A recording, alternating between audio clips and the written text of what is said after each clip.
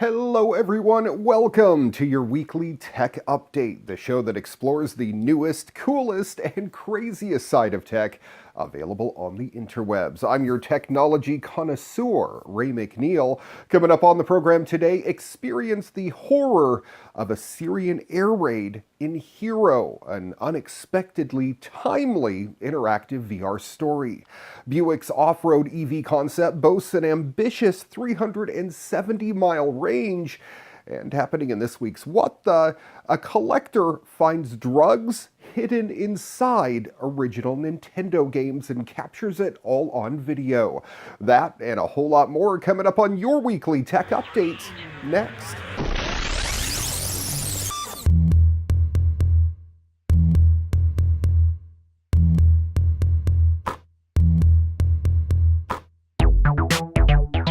Hi everyone, attendees got a small virtual taste of what it might be like to be in a war zone at the Tribeca Film Festival this year. Hero is a multi-sensory interactive experience that drops you in a city in Syria right before an air raid. You're a spectator and subsequent participant to the minutes before and after a bomb falls and destroys everything around you. The setup uses an HP VRZ vibrating backpack and a Star VR headset. You're then led to the actual site, basically blindfolded by goggles that aren't turned on yet. The whole time you hear ominous atmospheric music playing through the 32 Dolby speakers that are set up in the space, as well as smell a smoky scent in the air.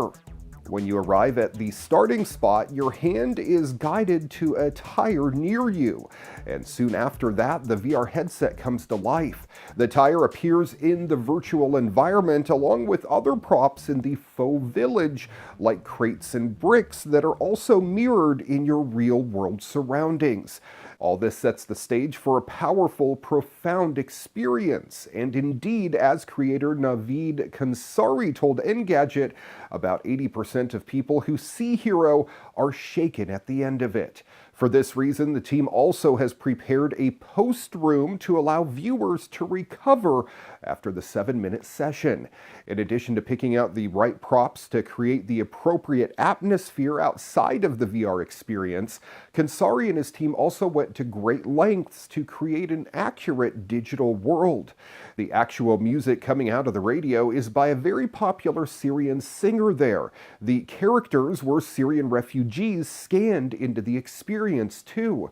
The message of the project, according to Kansari, is that amongst all the rubble that exists among all the civilian places in the world, there is still joy and happiness. After the initial shock and when the dust has somewhat settled, Hero leaves it up to you to decide what to do. Depending on your experience with VR, you should be able to quickly suss out the end game and figure out the goal. Even though Kansari's idea for Hero came about around 2 years ago at the height of the Syrian civil war, it's become even more timely after Britain, France, and the US fired missiles at the Middle Eastern region. If you didn't get to check out Hero while it played at the Tribeca VR Arcade, Kansari and his team hope to continue showing the experience on the festival circuit. Hero debuted at Sundance and saw some animation and prop refinement since then. The team believes that profound location-based experiences like Hero are the best way to attract a mainstream audience to virtual reality, and wants to make it available to everyone by setting it up at museums around the world. Education is one area that has started to experiment with virtual reality, with various schools and colleges exploring the benefits of VR for learning and even training. Now, Full Sail University is becoming the latest educational institution to embrace VR with the announcement of a licensing deal with VR software firm Doghead Simulations. Full Sail University will be using Roomy, a VR collaboration and education tool that will be integrated into classroom environments and online platforms in use by the university. Full Sail is a privately run school based in Florida. It offers the traditional classroom environment as as well as online classes that provide more flexibility for students, particularly for those who have disabilities. Noting that some students who primarily engage with online classes felt left out of campus life and socialization, Full Sail University and Doghead Simulations are hoping that Rumi will go some way towards both providing a more social environment as well as giving access to tools and features to enhance classes. Using the power of VR, they're implementing immersive Rumi learning environments that leverage a student's natural desires for socializing, achievement, and even self-expression. VR education allows for concentrated monotasking learning, which the company believes will enhance the retention of information.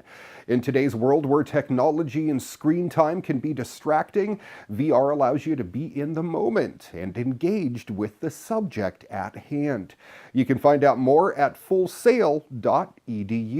In this week's medical news, more than 350 years ago, the English natural philosopher Robert Hooke peered through a microscope at a thin slice of cork and discovered for the first time what it was made of: small box-like compartments, which he named cells.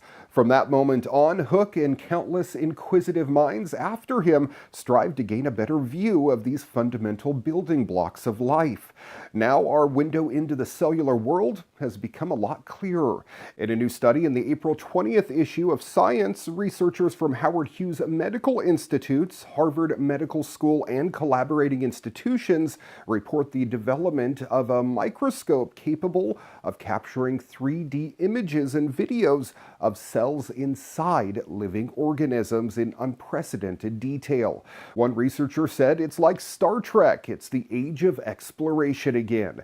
Adapting a technique used by astronomers to study distant stars, the research team showcased the new technology by generating a series of stunning movies: cancer cells crawling through blood vessels, spinal nerve cells wiring up into circuits, immune cells cruising through a zebrafish's inner ear, and a whole lot more. The resolution of the microscope is powerful enough to even capture subcellular details. While scientists have used microscopes to look at cells for centuries, the clearest views thus far have come from cells isolated on glass slides. Visualizing living cells in real time inside live organisms has remained far more challenging.